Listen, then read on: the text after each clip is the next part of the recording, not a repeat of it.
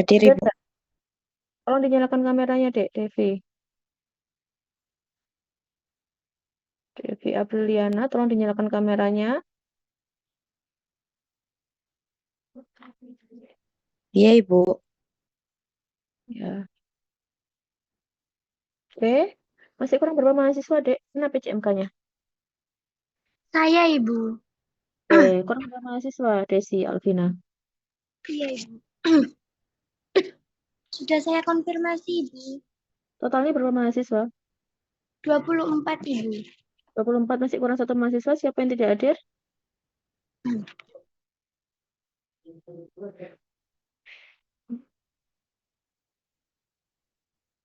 Ashiba Meika mana? Kenapa tidak dinyalakan kameranya? Oke, sudah. Tolong yang belum join atau belum masuk di Zoom, tolong segera dikonfirmasi untuk segera masuk di Zoom ya. Ya, Dek ya. Oke, saya mulai saja untuk hari ini. Kontrak perkuliahan dari praktikum sudah bisa terlihat PPT saya? Sudah cukup terlihat Ibu. Baik, saya mulai. Assalamualaikum warahmatullahi wabarakatuh. Selamat pagi. Hari ini kita akan kontrak perkuliahan praktikum analisis sediaan farmasi. Harapannya nanti pada waktu kalian praktikum kan tidak bingung apa saja yang perlu dipersiapkan, kemudian metodenya selama praktikum analisis sediaan farmasi seperti apa. Nah, di sini saya memberikan suatu kontrak, nanti kalian juga akan menyetujui apakah ada sanggahan atau saran dari kontrak yang saya berikan selama kalian nanti praktikum di analisis sediaan farmasi. Nah, ini untuk dosen pengampunya, saya sendiri sebagai PJMK ya. Kemudian ada Bu Rahma Nur Hayati, ada Bu Farida Nur Arifah, ada Bu Faizatul Fitria, ada Pak Ferry Eko Pujono, sama Pak Ibnu. Jadi kita ada 6 tim dosennya. Nanti setiap masing-masing dosen akan mengampu masing-masing dari percobaan. Misalkan nih Bu Rahma nanti akan mengampu dari metode atau instrumennya ada KLT manual dan juga KLT densitometri. Bu Farida nanti akan mengampu tentang spektrofotometri UV vis. Bu Faiz akan mengampu spektrofotometri UV vis. Pak Ferry akan spektroskopi IR atau FTIR. Pak Ibnu nanti akan mengampu tentang HPLC sama dengan saya HPLC. Nah, kemudian praktikum analisis sediaan farmasi ini merupakan mata kuliah yang mempelajari tentang analisis kualitatif serta kuantitatif.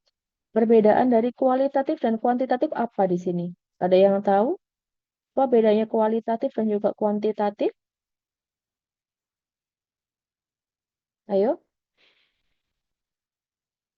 salah satu menjawab.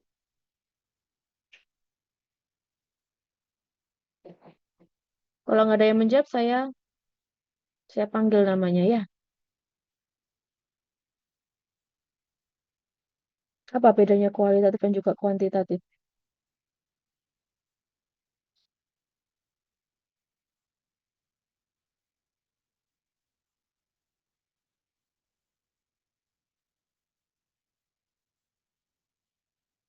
Ayo, apa dek?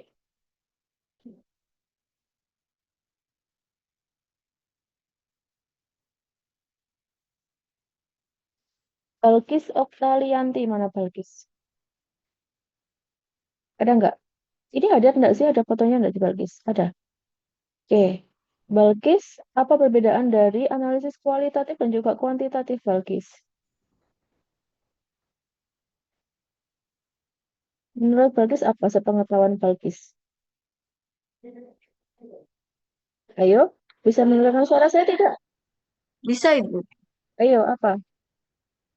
Ini sudah pernah disinggung ini. Dulu pada waktu praktikum kimia farmasi. Apa perbedaannya? Hmm, Kalau jika analisis data kuantitatif itu lebih banyak mencakup angka-angka dan statistik, data angka dan data statistik. Sedangkan kualitatif itu lebih banyak untuk dari kata-kata dan teks dan observasi. Bisa seperti itu di dalam analisis. Teks observasi, data statistik. Masa ada data statistik dalam analisis sediaan farmasi? Dalam praktikum analisis ada data statistik? Apa? Jawabannya masih seperti itu. Apa maksudnya berarti di situ? Eh,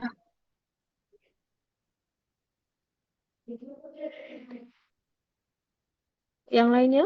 Siapa yang bisa membantu Balkis? Jawabannya kurang Izin, tepat. izin menjawab, Ibu. Ya. Analisis kualitatif itu adalah menganalisis yang hanya sebatas ingin tahu atau sebatas identifikasi senyawa. Mm-mm. Sedangkan kuantitatif itu menganalisis sampai mengetahui konsentrasi suatu senyawa atau berapa kadarnya setelah diketahui identifikasi senyawanya. Oke, betul. Gitu ya. Jadi, analisis kualitatif itu hanya sebatas identifikasi. Misalkan nih, di dalam sampel sediaan krim, apakah kita bisa tahu atau tidak? Apakah di dalam krim itu terdapat kandungan dari asam retinoat, misalkan. Nah, itu hanya sebatas kualitatif, suatu identifikasi, gitu ya. Kalau kuantitatif, kita sampai tahu berapa konsentrasi asam retinoat di dalam sampel krim.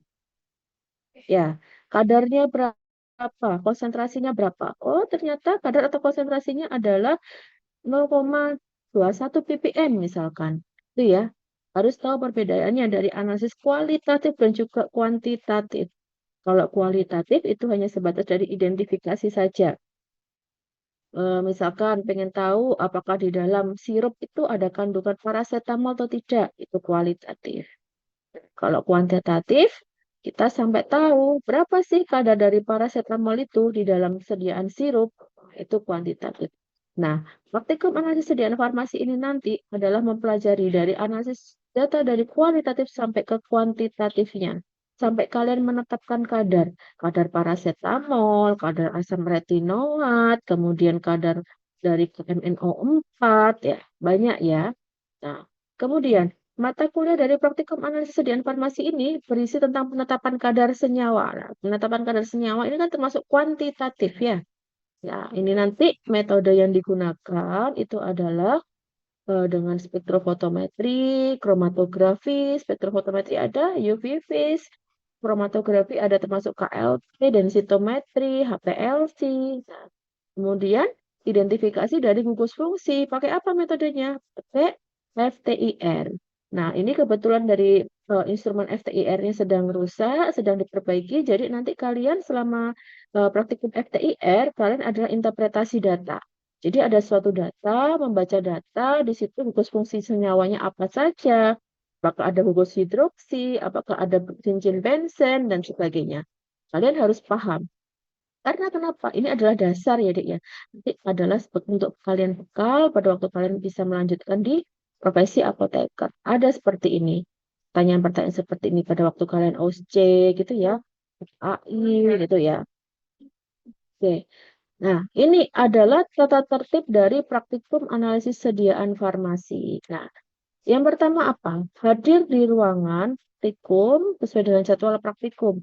Toleransi keterlambatan adalah maksimal 10 menit. Nah, jika melebihi waktu toleransi keterlambatan, tidak akan diperkenakan mengikuti praktikum.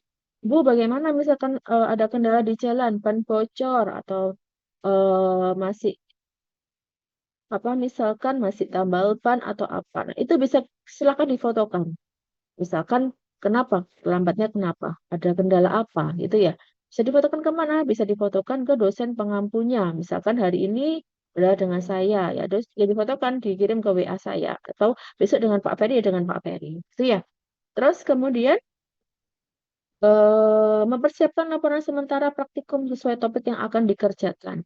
Jadi, nanti kalian tuh ada dua laporan yang dibuat, setiap individu, bukan kelompok. Saya ingatkan ya, laporan ada dua yang dibuat, laporan sementara dan juga laporan akhir praktikum. Bu, bedanya apa? Laporan sementara dan juga laporan akhir praktikum. Laporan sementara itu adalah laporan yang dituliskan dari awal, jadi dari teori, dari bahan yang digunakan, alat yang digunakan, cara kerja sampai hasil pengamatan. Hasil pengamatannya nanti dikosongi, tapi di situ sudah dikasih kolom-kolom gitu ya. Lihatnya dari mana? Berarti lihatnya dari buku petunjuk praktikum. Jadi misalkan nih, besok praktikumnya adalah IR tentang menentukan gugus fungsi dengan Pak Ferry. Ternyata dia di buku petunjuk praktikum itu tidak ada apa pengertian FTIR, kemudian bahan yang disiapkan apa, alat yang disiapkan itu alatnya disiapkan itu apa gitu ya. Itu dituliskan di dalam laporan sementara. Gitu ya. Nah, nanti dikerjakan sampai di hasil pengamatan dikasih kolom-kolom seperti itu. Bu, hasil pengamatannya dari mana? Hasil pengamatannya itu adalah kalian nanti praktikum, setelah praktikum kalian akan mendapatkan suatu hasil. Nah, hasil itu nanti akan dituliskan di laporan sementara di dalam lab. Paham dulu enggak sampai sini? Jadi nanti hasilnya adalah apa namanya? Dituliskan di lab ya. Di lab misalkan absorbansinya berapa, kemudian nilai kadarnya berapa gitu ya nanti dituliskan di lab. Nah, setelah mendapatkan suatu hasil, nanti silakan di-ACC-kan ke dalam dosennya. Jadi di situ adalah fungsinya adalah setelah mendapatkan suatu hasil pengamatan, ditulis di laporan sementara, setelah itu diaseskan ke dalam dosennya, ke dosennya. Nah, terus kemudian apa yang dilakukan, Bu? Kemudian setelah diaseskan akan dikembalikan kan ke mahasiswa dari laporan sementara. Dari laporan sementara itu nanti dikerjakan di rumah atau di kos. Nah, itu nanti dituliskan di situ menjadi laporan akhir. Jadi, laporan akhir itu adalah hasil dari laporan sementara. Kalian tidak usah menuliskan lagi dari awal, dari teori, dari alat dan bahan, tidak perlu. Jadi, dituliskan langsung di bawahnya. Laporan akhir adalah hasil dari pengamatan di dalam laporan sementara itu nanti dihitung. Misalkan mintanya adalah persen kadar atau mencari panjang gelombang maksimum atau mencari nilai apa namanya absorbansi dan sebagainya. Nah, itu nanti dihitung di kos, dibahas di pembahasan, diberikan kesimpulan. Itu akan menjadi laporan akhir. Paham? Bingung enggak? Nah, ya, jadi laporan akhir itu adalah hasil dari laporan sementara. Laporan sementara kan sudah di-ACC sama dosen. Setelah itu dikerjakan di kos, dituliskan hasil perhitungan, pembahasan, sama kesimpulan. Nah, kemudian setelah itu dari laporan akhir itu nanti dikumpulkan ke PCMK 1 minggu setelah praktikum. Jadi misalkan hari ini adalah hari Selasa, dikumpulkan hari Senin ke dosennya maksimal Senin karena besok akan praktikum di percobaan selanjutnya. Itu ya.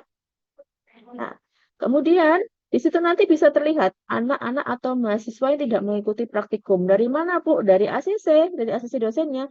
Ini sudah di ACC belum di laporan tadi? Kalau sudah di ACC, berarti dia mengikuti praktikum. Ada laporan sementaranya kan di situ. Kalau dia tidak mengikuti praktikum, berarti dia belum di ACC. Nanti kalau misalkan ada mahasiswa ternyata sudah masuk praktikum, kok belum di ACC ya minta.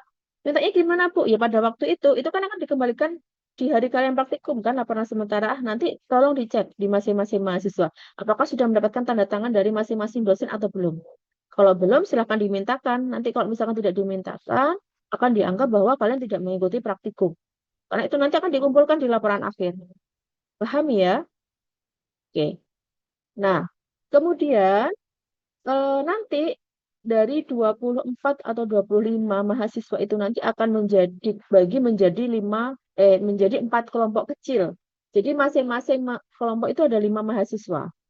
Nah, dari masing-masing 5 mahasiswa itu nanti silakan membuat flowchart. Ya, flowchart, kemudian apa Bu isinya flowchart? Flowchart itu adalah cara kerjanya. Misalkan nih menimbang asam retinoat 500 miligram. Nah, itu nanti dibuat flowchart. Flowchartnya bagaimana? Digambar timbangan. Terus kemudian setelah itu dikasih keterangan 500 miligram di panah. Dimasukkan dalam beker gelas, berarti digambar beker gelas.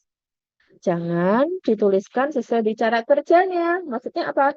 Cara kerja di laporan di buku petunjuk praktikum itu adalah dalam bentuk tulisan ya. Kalau di dalam flowchart nanti dituangkan dalam bentuk gambar. Gitu ya.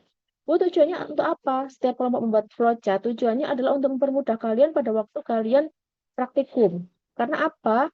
Harapan saya, kalau kalian pada waktu praktikum di atas meja tidak akan ada kertas, tidak ada buku petunjuk praktikum, tidak ada coretan-coretan. Jadi nanti kalian melihat apa yang Anda lakukan adalah di dalam flowchart.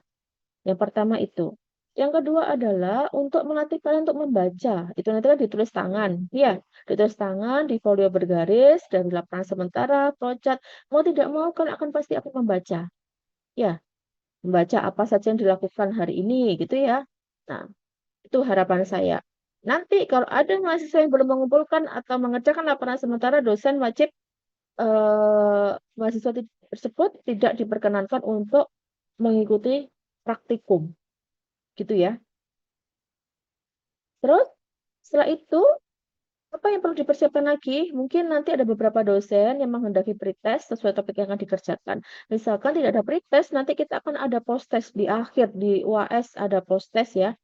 Nah, kemudian yang terakhir adalah jika berhalangan mengikuti perkuliahan dikarenakan sakit, silakan melakukan perizinan di grup tele, di grup WA, dengan menyertakan surat dokter. Harus ada surat dokternya.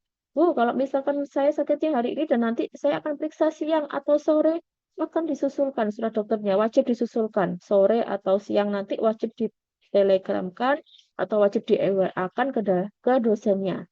Itu ya, paham? Jadi harus ada surat dokter, tidak diperkenankan kalau tidak ada surat dokter. Gitu ya.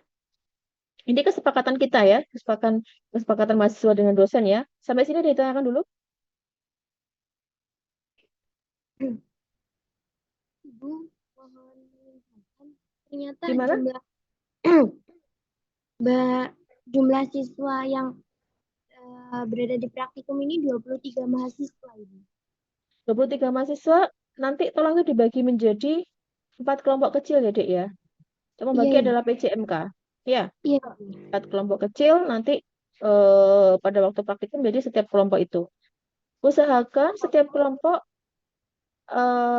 kan cowoknya minim ya kalau farmasi ya, jangan ada cowok 2 di satu kelompok. Cowoknya disebar. Misalkan kelompok 1, cowoknya 1, kelompok 2, ada cowoknya 1 gitu ya.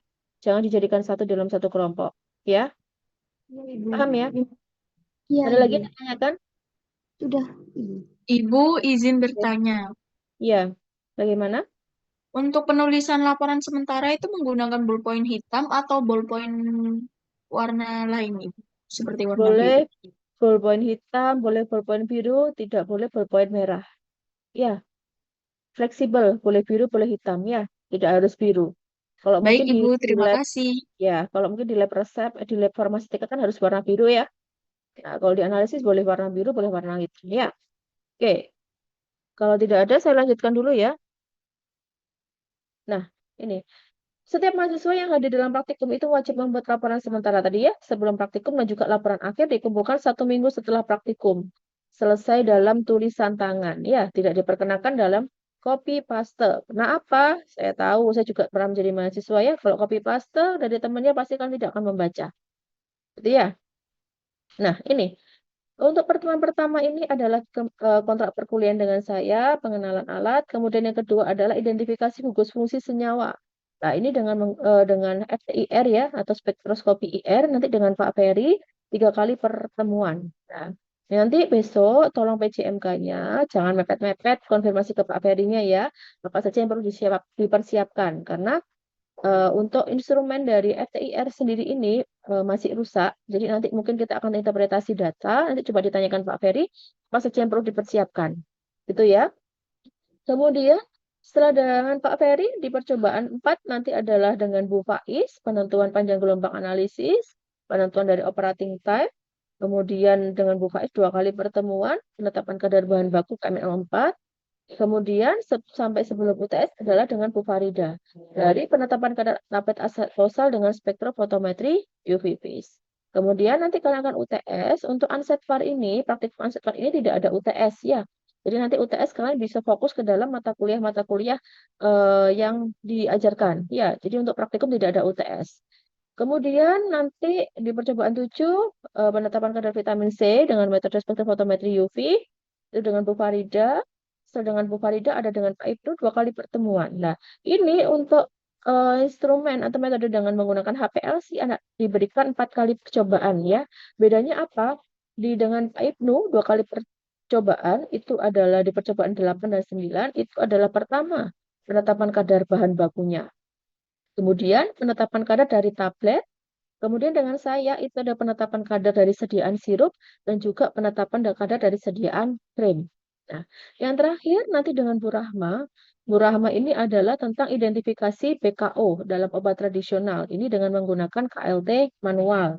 Nah, dan juga yang terakhir adalah dengan menggunakan KLT densitometri. Jadi nanti kalian agar bisa membedakan di sini. Perbedaan dari KLT manual dan juga KLT densitometri ini apa? Kalian harus paham di sini ya. Nanti akan dijelaskan dengan Bu Rahma. Itu ya.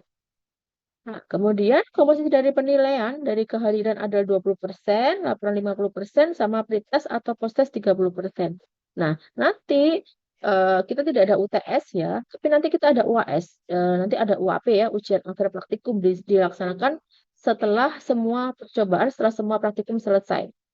Dengan semua materi. Jadi nanti kalian mengerjakan post test di lab mungkin ya. Nah, itu. Nah, ini adalah patokan dari acuan penilaian. Ini kan sudah pernah ini ya sudah pernah didapatkan ya pada mungkin dari pedoman dari akademik nilai-nilai yang harus diperoleh. Nah, sampai sini ada yang ditanyakan dulu? Ada yang ditanyakan? Cukup? Nah, nanti pada waktu praktikum itu adalah tidak diperkenankan memvideo, memfoto gitu ya. Tidak diperkenankan untuk membuat konten gitu ya, apalagi live TikTok ya. Karena saya tahu di angkatan 2023 ini kemarin di praktikum kimia farmasi, saya lihat sendiri pada waktu titrasi itu ada yang membuat konten. Itu tidak boleh. Praktikum ya praktikum, tidak boleh membuat konten, tidak boleh memvideo ya. Kita tidak memperkenankan, tidak mewajibkan bahwa di laporan akhir harus ada foto-fotonya. Ya, jadi tidak boleh membawa HP. Oke, ada yang ditanyakan sampai sini? Sepakat ya? Ada yang ditanyakan? Tidak, Ibu. Oke, kalau tidak kita lanjut Izin di bertanya, Ibu. ya gimana? Untuk laporan sementara, apakah pakai cover seperti waktu Hmm? semester 1 dulu ya? Iya, boleh pakai cover di depan ya. Laporan Apa ada ketentuan warnanya ya, Bu? enggak ada ketentuan warnanya bebas. Atau Iya, pakai udah folio gitu, maksud. folio bergaris atau ditempel dengan logo Baktiwiata gitu ya. Atau mau di print, kalau lebih baik kan di print ya, agar rapi ya. Tapi terserah tidak ada ketentuan untuk covernya. Gitu ya. Tapi kalau Baik, untuk terima kasih, Bu. untuk formatnya nanti bisa dilihat di buku petunjuk praktikum. Di situ ada format laporan sementara, laporan akhir apa saja yang perlu dituliskan di situ sudah lengkap. Ya. Oke, kalau tidak ada, saya lanjut di pembahasan tentang MSDS sedikit ya. MSDS atau dari bahan kimia ya. Nah, ini MSDS ini apa? Material Safety Data Sheet. Jadi yaitu lembar data keselamatan. Nah, bahan ini adalah untuk lembar petunjuk yang berisi informasi ya dari bahan kimia, dari sifat fisika kimia, jenis bahaya yang ditimbulkan, cara penanganan, tindakan khusus dalam keadaan darurat dan juga informasi lain yang diperoleh. Nah, ini regulasinya adalah dari PPRI tentang pengelolaan B3, kemudian menyebutkan tentang kewajiban adanya MSDS untuk beberapa aktivitas terkait dengan bahan berbahaya dan juga beracun. Nah, mungkin tentang pengendalian bahan kimia di tempat kerja, tentang sistem harmonisasi juga. Nah, tujuannya apa di sini dijelaskan tentang MSDS, yaitu untuk mengidentifikasi terhadap produk dan pembuat. Jadi nanti kan kalian pada waktu praktikum itu menggunakan beberapa reagen ya di situ. Di situ akan terkena ada labelingnya. Apakah dia bahan yang mudah terbakar, apakah dia mudah meledak, nanti akan saya jelaskan tentang simbol-simbolnya.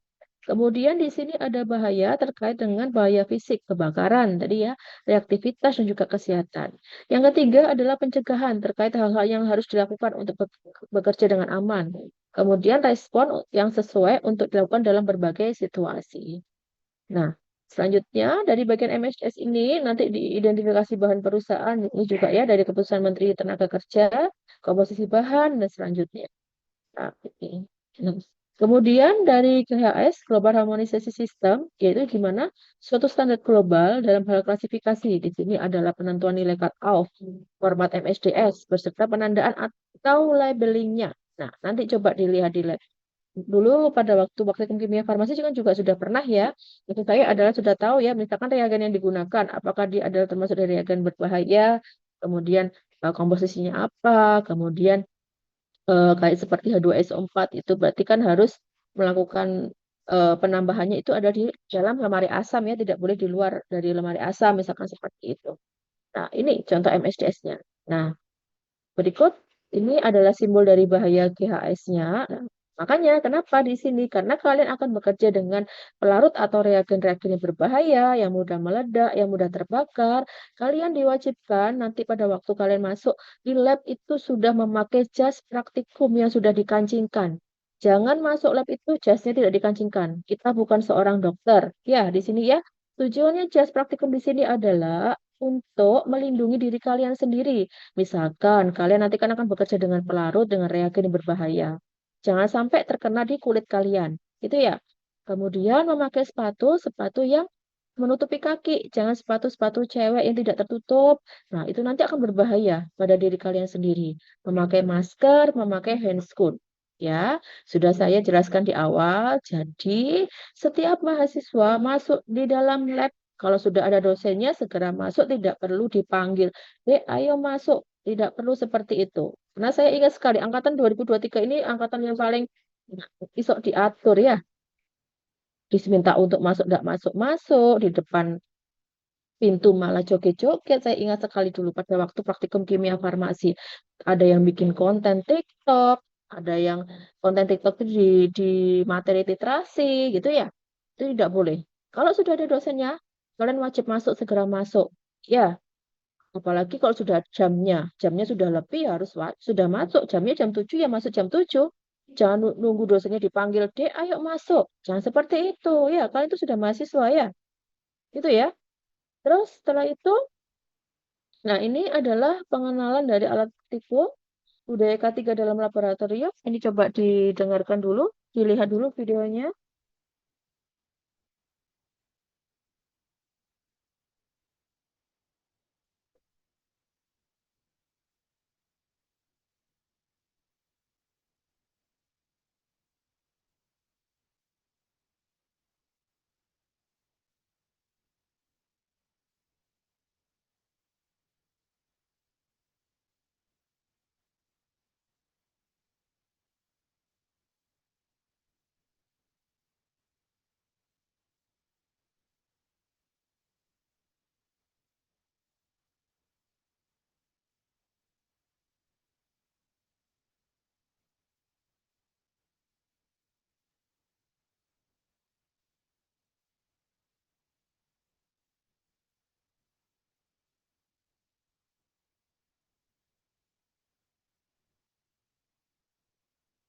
Akan gas laboratorium selama bekerja di dalam laboratorium.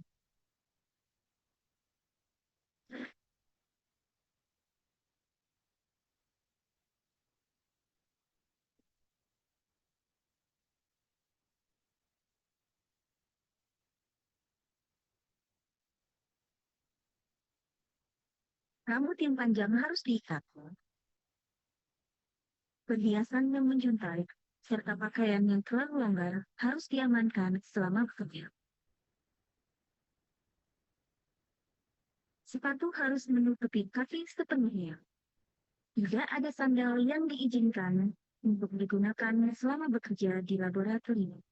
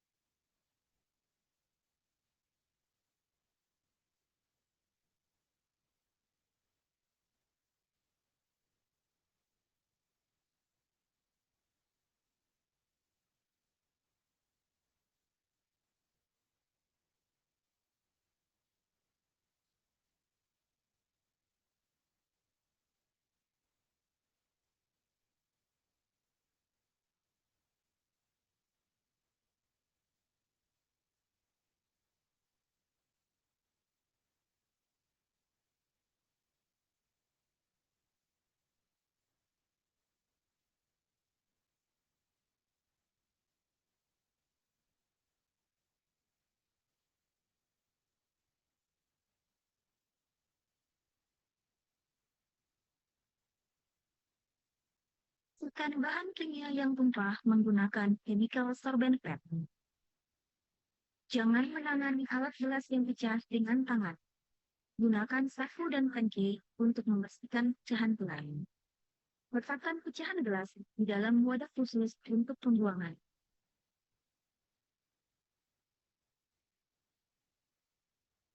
Jangan menggunakan handphone dan MP3 ketika sedang bekerja di laboratorium agar Anda fokus dengan pekerjaan yang sedang dilakukan dan mengurangi risiko kecelakaan kerja.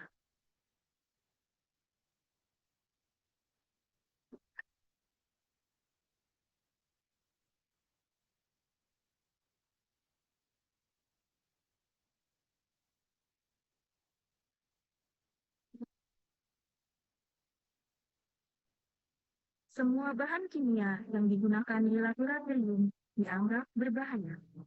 Sebelum menggunakan bahan kimia, bacalah informasi yang ada pada kemasan, fungsi, Nih, oh, bahan kimia. Dek aku terima bagusnya. Ya,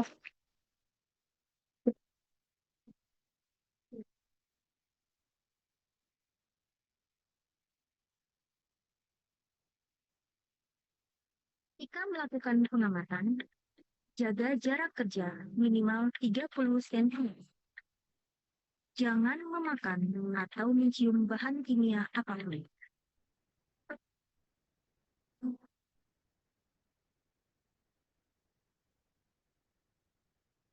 Jika bahan kimia mengenai mata atau kulit Anda, cucilah secepatnya dengan air mengalir selama minimal 20 menit di wastafel, eye wash, atau emergency shower.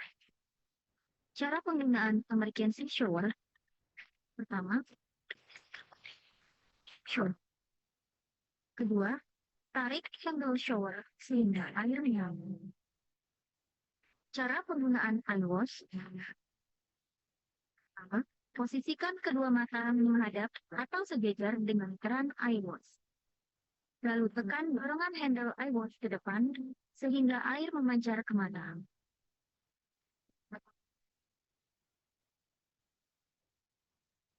Jangan bekerja menggunakan bahan kimia yang mudah terbakar di dekat sumber panas, seperti hot plate ataupun heating mantle, karena dapat menimbulkan kebakaran di laboratorium.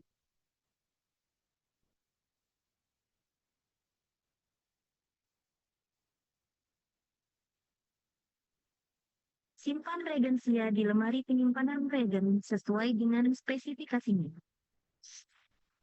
Cara menambah bahan kimia. Jangan membuang regen di wastafel karena dapat merusak lingkungan. Bungkus dengan benar limbah yang akan dibuang. Gunakan gelas kaca atau polietilen untuk limbah padat yang non-reaktif. Bahan logam tidak boleh digunakan karena dapat menimbulkan korosi. Beri label nama benar-benar di setiap wadah.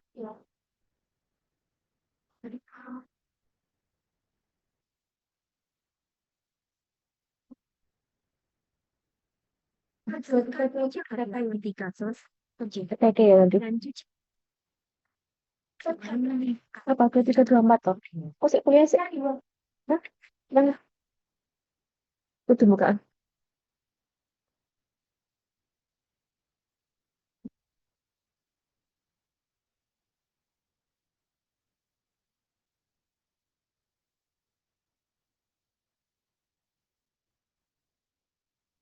Oke, sudah ya. Eh, kita lanjut. Sampai sini ada ditanyakan dulu nggak? Jadi apa bahaya-bahaya yang mungkin akan terjadi pada waktu kalian praktik analisis sediaan farmasi ya. Jadi tolong diperhatikan nanti kalau ada mahasiswa yang tidak berjilbab, tolong untuk rambutnya dikuncir, ya jangan diurai, nanti takutnya akan mengganggu pada waktu praktikum Ansetvar. Kemudian kalau setelah praktikum itu diminta untuk jika ada bahan itu adalah dibuang di limbah, bukan dibuang di wastafel. Nah itu nanti kalau dibuang di wastafel akan mencemari dari lingkungan. Itu ya, itu yang perlu diperhatikan tadi ya. Tidak boleh main HP, tidak boleh memakai perhiasan gitu ya. Oke, kita lanjut. Nah, ini ada tugas ya. Nanti tolong dikumpulkan adalah maksimal hari Senin jam 3. Ini adalah nanti ditulis tangan di dalam folio bergaris. Misalkan zat kimia adalah HCl. Bahaya yang ditimbulkan apa? Cara penanganan dan penyimpanannya bagaimana? Simbol bahayanya apa? Tadi kan ada beberapa simbol ya dari bahaya. Bisa menyebabkan ledakan, kebakaran, itu digambar di sini, simbol bahayanya. Kemudian, jika nanti ada yang sitasi, kalian kan akan melihat dari di Google, di jurnal ilmiah ya, itu nanti tidak boleh melihat di blog ya. Tahu ya, blog-blog yang di Google itu, nah, lihatnya adalah dari jurnal-jurnal ilmiah atau dari buku, boleh. Nanti tolong dicantumkan di sini sitasinya. Ambilnya dari mana? Kemudian nanti dikumpulkan ke PCMK, PCMK-nya mengumpulkan ke saya maksimal hari Senin tanggal 30 September itu jam 3. Dikumpulkan ke saya di Adipatma lantai 3. Itu ya. Sampai sini ada ditanyakan dulu? Ada yang ditanyakan?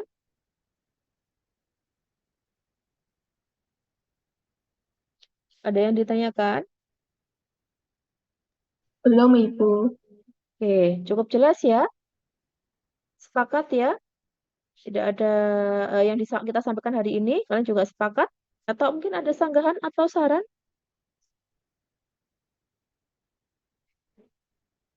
Bagaimana? Cukup?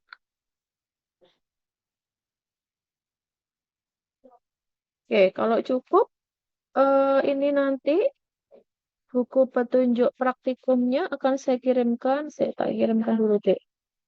Saya kirimkan di kolom chat. Coba dilihat sudah ini belum muncul nggak sama kontrak perkuliahan. Sudah bisa di-download? Di kolom chat muncul nggak?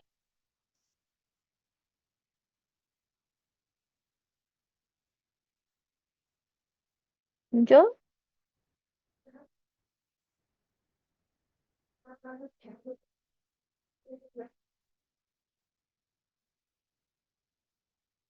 Bisa di-download nggak, Dek?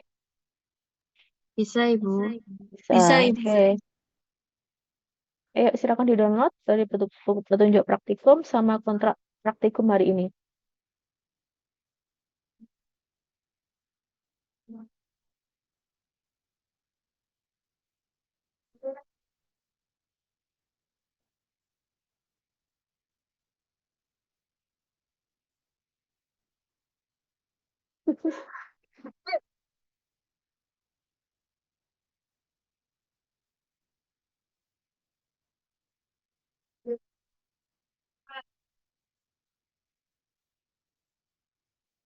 Sudah cukup?